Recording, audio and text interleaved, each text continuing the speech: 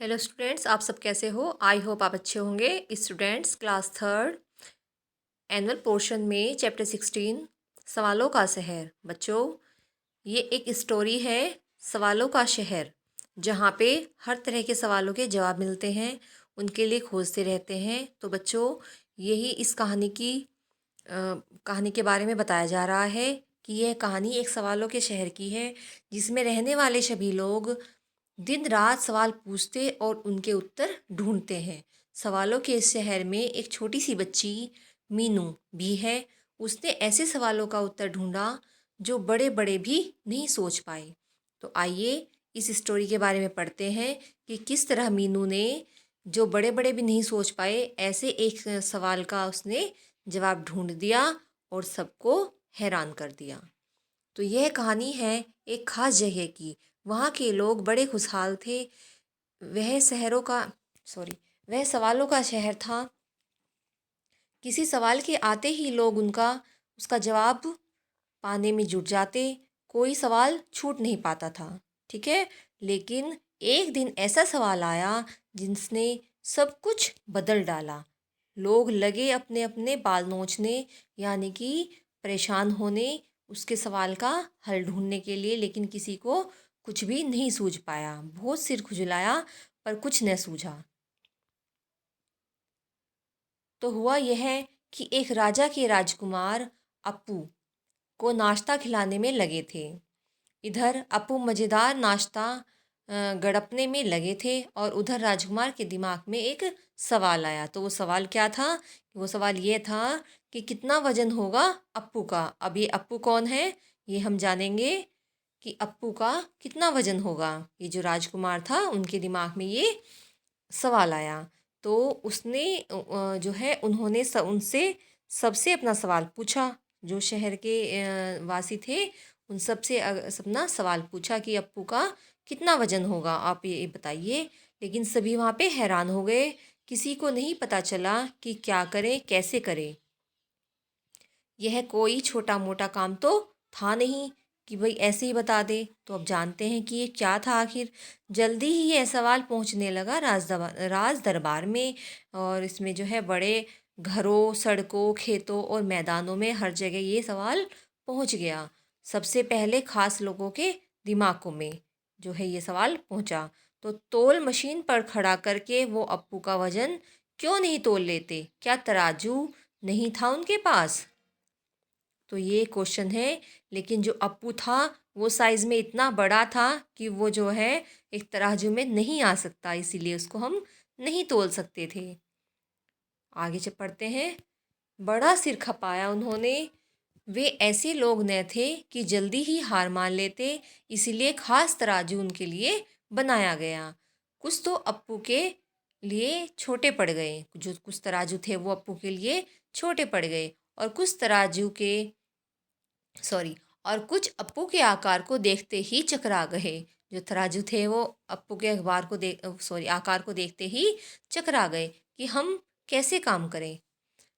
और कुछ अप्पू के बारे सॉरी और कुछ अप्पू के एक पैर रखते ही टूट गए। तो अप्पू क्या था इसमें? अप्पू था एक हाथी। तो यहाँ पे बात हो रही है एक हाथी की, जिसका नाम अप्पू था।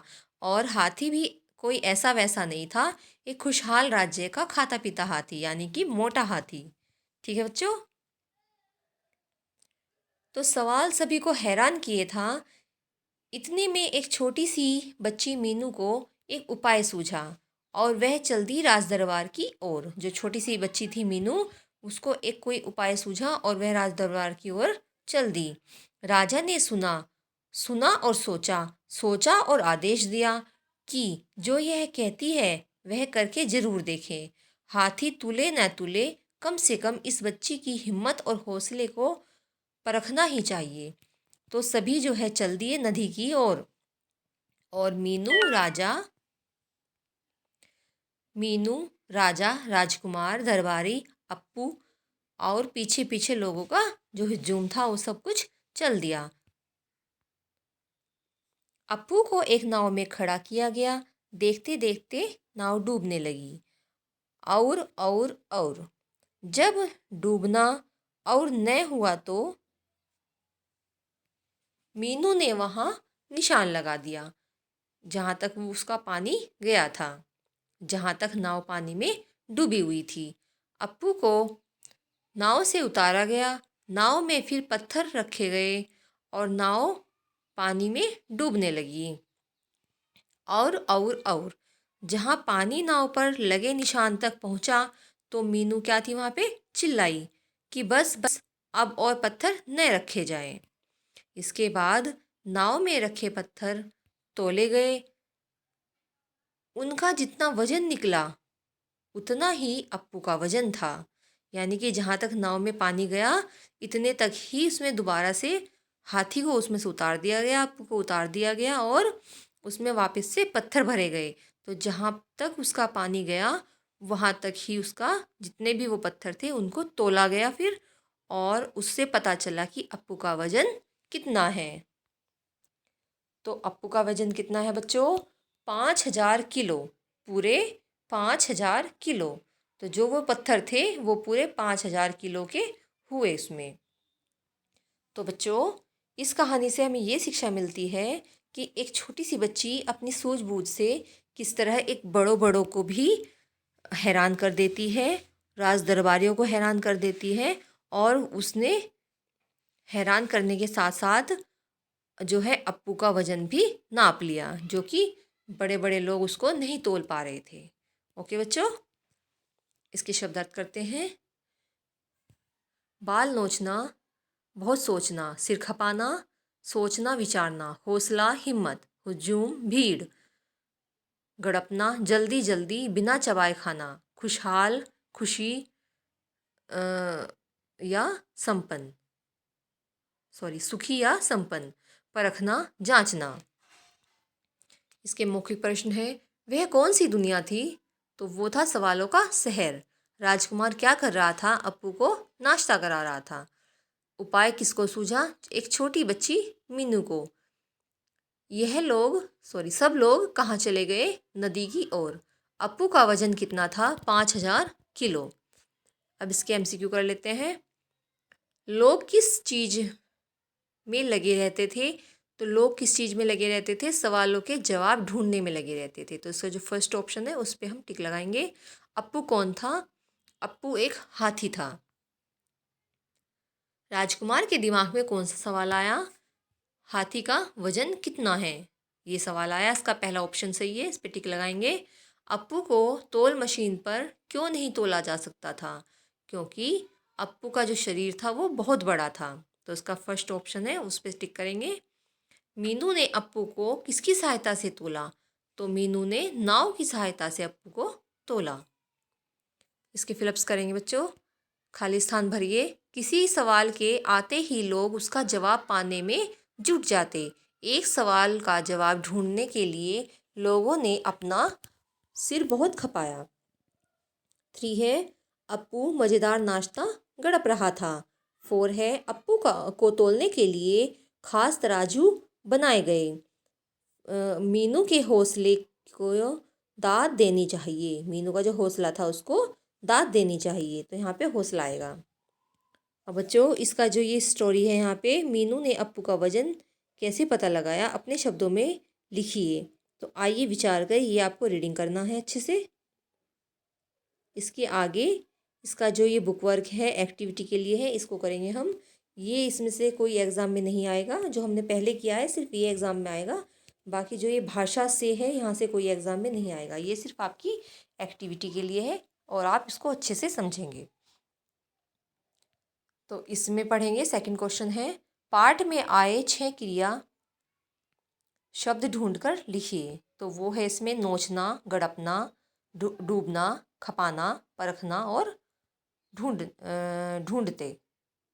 ठीक है बच्चों। 3 है, नीचे दिए गए शब्दों के विलोम शब्द लिखिए।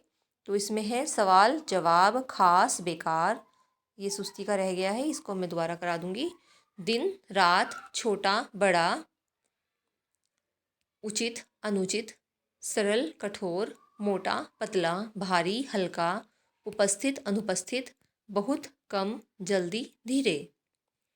4 क्वेश्चन है, कोष्ठ में दिए उचित क्रिया शब्द चुनकर रिक्त स्थानों की पूर्ति कीजिए। तो यहाँ पे फर्स्ट है, माँ बच्चे को डॉक्टर से दिखाकर बाजार ले गई।